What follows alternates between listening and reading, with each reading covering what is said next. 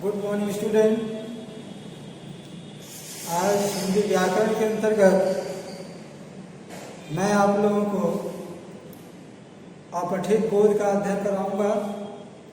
जैसा कि आप लोग सुने भी होंगे,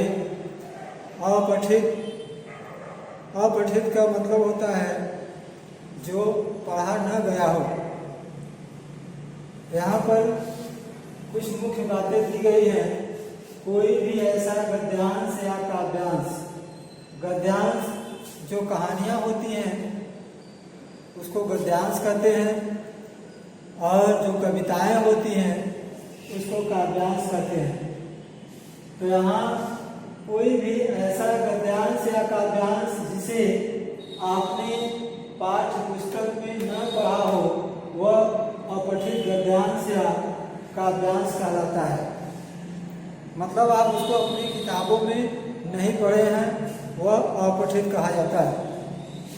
इस गद्यांश या काव्यांश के आधार पर ही प्रश्नों के उत्तर दिए जाते हैं। जो गद्यांश या काव्यांश लिखा जाता है उसी के अनुसार प्रश्न आपको दिए जाते हैं।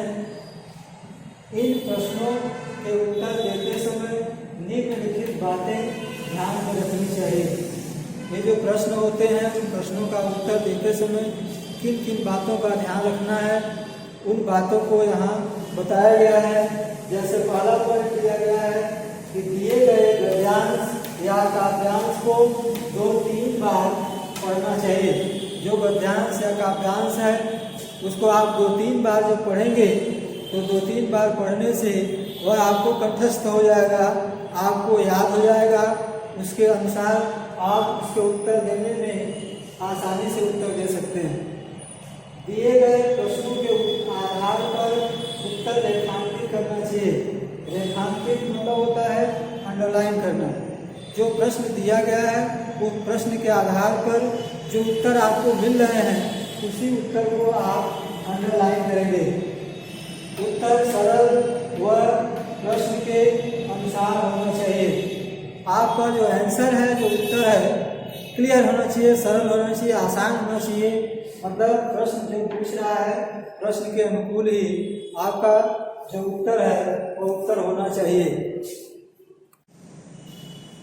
अगला जो पॉइंट है इसमें कहा गया है शीर्षक का संबंध भी पूरे गद्यांश या काव्यांश से होना चाहिए।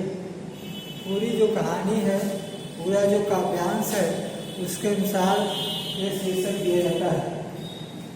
गद्यांश में एक उदाहरण के तौर पर मैं आप लोगों को दे रहा हूँ, समझा रहा हूँ, उसको समझने की कोशिश करिए।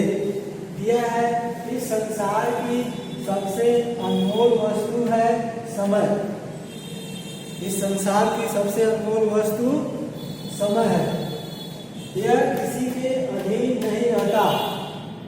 मतलब समय किसी के अधीन नहीं रहता है और न ही किसी के लिए रुकता है, और न ही यह किसी के लिए रुकता है। अर्थात समय हमेशा चलता रहता है, समय रुकता नहीं।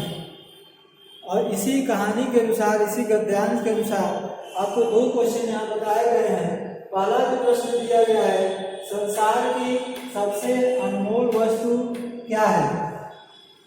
संसार की सबसे अनमोल वस्तु क्या है? इसका उत्तर यहाँ दिया गया है, संसार की सबसे अनमोल वस्तु समय है।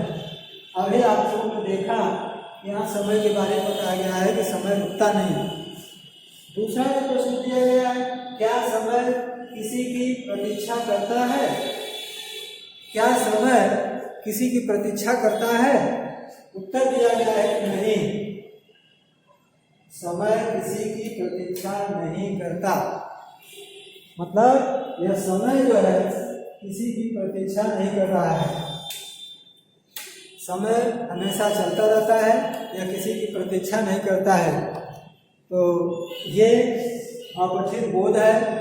हमको उम्मीद है कि आप लोगों को अपठित बोध समझ में आ गया होगा।